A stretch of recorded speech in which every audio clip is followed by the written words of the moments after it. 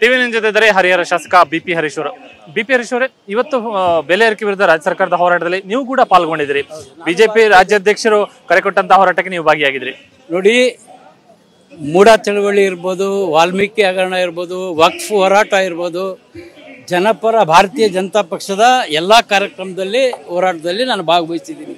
ಇದು ವ್ಯಕ್ತಿಯ ಪ್ರಶ್ನೆ ಇಲ್ಲ. ಇವತ್ತು ರಾಜ್ಯದ ಜನತೆಗೆ ಕಾಂಗ್ರೆಸ್ ಸರ್ಕಾರದಿಂದ ದ್ರೋಹ ಆಗಿದೆ. ವಕ್ಫ್ ಕಾಯ್ದೆಯಿಂದ ಇವತ್ತು ಹಿಂದೂಗಳ ಮೇಲೆ ದೌರ್ಜನ್ಯ ಆಗ್ತಾ ಇದೆ.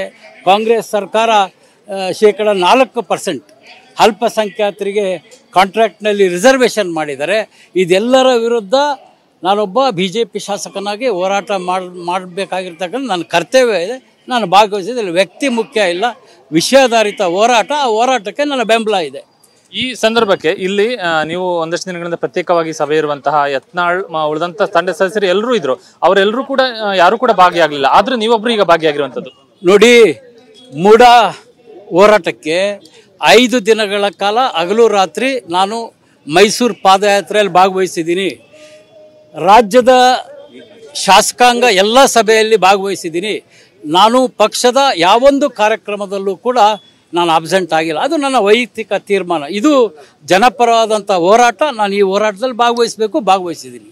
ನೀವು ರಾಜ್ಯಾಧ್ಯಕ್ಷರ ಬದಲಾವಣೆಗೆ ಅಷ್ಟು ಒತ್ತಾಯವನ್ನ ಮಾಡಿದಂತರು, ಆಗ್ರಹವನ್ನ ಮಾಡಿದಂತರು. ಹೀಗಿರುವಾಗ ಅವರ ನೇತೃತ್ವ ನಡೆಯುವಂತಹ ಹೋರಾಟಕ್ಕೆ ನಿಮ್ಗೆ ಯಾವುದೇ ರೀತಿಯ ಮುಜುಗರ ಆ ಥರ ಏನೂ ಇಲ್ವಾ? ಇದು ಯಾವೊಬ್ಬ ವ್ಯಕ್ತಿಯ ನಾಯಕತ್ವ ಇಲ್ಲ. ಭಾರತೀಯ ಜನತಾ ಪಕ್ಷದ ಅಧ್ಯಕ್ಷರಾಗಿದ್ದಾರೆ. ಇವತ್ತು ಜನಪರವಾದಂಥ ಹೋರಾಟದ ಕಾರ್ಯಕ್ರಮ. ಇದರಲ್ಲಿ ವ್ಯಕ್ತಿ ಮುಖ್ಯ ಇಲ್ಲ. ರಾಜ್ಯದ ಜನತೆಗೋಸ್ಕರವಾಗಿ, ಪಕ್ಷದ ಭವಿಷ್ಯಕ್ಕೋಸ್ಕರವಾಗಿ ನಾನು ಈ ಹೋರಾಟದಲ್ಲಿ ಭಾಗವಹಿಸಿದ್ದೇನೆ. ಉಳಿದ ಸಂಘಟಕರು ಯಾಕೆ ಪಾಲ್ಗೊಂಡಿಲ್ಲ? ಯತ್ನಾಳ್ ಇವರು, ರಮೇಶ್ ಜಾರಕಿಹೊಳಿ ಇರ್ಬೋದು, ಕುಮಾರ್ ಬಂಗಾರಪ್ಪ ಇರ್ಬೋದು, ಉಳಿದಂಥವ್ರು ಯಾರು ಕೂಡ ನೋಡಿ, ಅವ್ರು ಯಾವುದೇ ಒಂದು ರಾಜ್ಯಾಧ್ಯಕ್ಷರ ಕರೆ ಕೊಟ್ಟಂಥ ಕಾರ್ಯಕ್ರಮದಲ್ಲಿ ಅವ್ರು ಯಾವ ಕಾರ್ಯಕ್ರಮದಲ್ಲೂ ಕೂಡ ಅವ್ರು ಭಾಗವಹಿಸಿಲ್ಲ. ಆದರೆ ನಾನು ಎಲ್ಲ ಕಾರ್ಯಕ್ರಮದಲ್ಲಿ ನಾನು ಭಾಗವಹಿಸಿದ್ದೀನಿ. ಇದಿಷ್ಟು ಶಾಸಕ ಬಿಪಿ ಹರೀಶ್ ಅವರ ಮಾತುಗಳು. ಕ್ಯಾಮರಾಮನ್ ಪ್ರಣೇಶ್ ತೆಕ್ಕಿರ, ನಾನು ಟಿವಿ ನೈನ್ ಬೆಂಗಳೂರು.